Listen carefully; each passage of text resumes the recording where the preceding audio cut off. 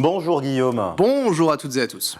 Du positif aujourd'hui, 100% positif, ça fait du bien dans une semaine qui a été marquée par les questions de violence. À la une donc de ce journal positif, on va dans le collège Adalbert de Bouzonville, en Moselle, très précisément, où depuis mi-janvier, on a un dispositif pour respirer. Effectivement. Objectif, c'est d'accompagner les élèves les plus en difficulté et qui présentent des signes de mal-être. Au programme, des sessions de 3 à 4 heures d'ateliers hebdomadaires sur une durée de 6 semaines entre chaque vacances dans la nouvelle salle de l'établissement. Il y a donc une bulle d'air, une sorte de cocon. Ils peuvent y pratiquer du yoga, de la méditation ou travailler sur leurs émotions. Je vous propose d'écouter Gabrielle Milazzo. Elle est coordinatrice de l'unité localisée pour l'inclusion sociale et animatrice également de ces ateliers. Elle était au micro de nos confrères de chez France Bleu.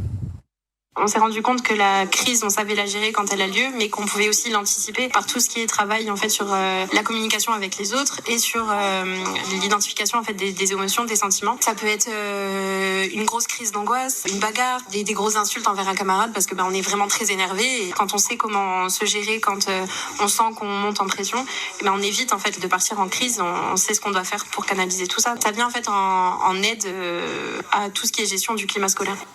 Alors sur les 480 élèves, près de 150 pourraient donc en avoir besoin, au moins ponctuellement. 6 enseignants de l'établissement encadrent d'ailleurs ces activités. Et l'établissement réfléchit à faire venir des étudiants en sport et en santé pour qu'ils se sentent mieux avec eux et donc mieux à l'école. Faites comme moi Guillaume, on prend une grande respiration. Vous avez mangé des oignons ce midi. Direction Grand Quevilly au sud de Rouen, avec peut-être les futures voix dans vos autoradios. Oui, ce sont les élèves du lycée Val-de-Seine qui ont ouvert une radio éphémère lundi pendant 6 heures non-stop sur les 2500 élèves que compte l'établissement. Presque 200 ont participé à ce projet avec leur classe. Au cœur du dispositif, une douzaine d'élèves comme Manon qui a co-animé l'émission et qui affirme à nos confrères de France Bleu Normandie ne pas être très à l'aise à l'oral, mais que cela allait l'aider. D'autres ont découvert le métier de technicien à l'origine de ce projet. Les professeurs documentalistes de l'établissement qui ont présenté la candidature du lycée auprès du rectorat. Le projet est financé par la région et les lycéens ont choisi les sujets, les formats. Il y avait entre autres des chroniques, le récit d'un voyage à Dublin ou l'interview du CPE. Une initiative qui est d'ailleurs prête à être renouvelée. 12 heures d'antenne réparties sur 2 jours pour l'année prochaine. Et c'était non-stop. Comment vous faites vos non-stop radio, vous ? Non-stop radio. Non-stop radio, génial, resto en Normandie, où les collégiens, c'est vendredi, je vous l'ai dit, le vendredi on est plus léger, où les collégiens d'Évreux testent un mur interactif pour apprendre en s'amusant. Oui, ça c'est bien ça. C'est un outil qui a été inauguré du côté d'Évreux au collège Jean Jaurès en janvier dernier. Un projecteur qui affiche des images sur un mur lambda et les élèves peuvent interagir avec ce qui est projeté. Une expérience ludique pédagogique pour prendre par exemple des cours de français, de langue, de maths ou encore de sport. Écoutez justement bien cette prof de maths qui est très contente de cette initiative.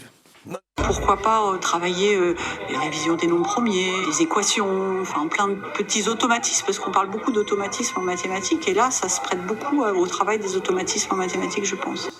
L'idéal également pour certains élèves décrocheurs, c'est ce que nous explique la directrice de l'école. Le profil de décrochage scolaire qui aurait du mal à rester concentré en classe ou qui aurait du mal à rester très longtemps assis, qui aurait besoin effectivement d'avoir une variété de supports et d'activités et surtout d'être en mouvement. Alors au total 50 applications dans ce mur qui est connecté. Le département de l'Eure en a acheté 3 exemplaires pour 35 000 € par outil.